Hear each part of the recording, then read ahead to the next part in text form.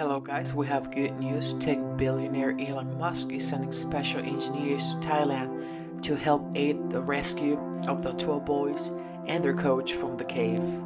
He is hoping his engineers can join the already huge operation being carried, where dozens of Thai Navy SEALs and international experts are attempting to find a way to get the boys out. On Friday, which is today, the Thai government confirmed that Musk engineers will arrive on Saturday, July 7th to help them in any way they can. On July 6th at 2:42 a.m., Elon Musk tweeted, "SpaceX and Boring co-engineers headed to Thailand tomorrow to see if we can be helped to the government."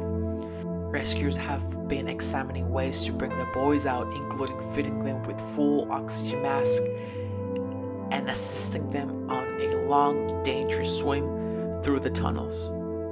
According to government officials, on Friday it was confirmed that a former Thai Navy diver who had volunteered to help the rescue had died.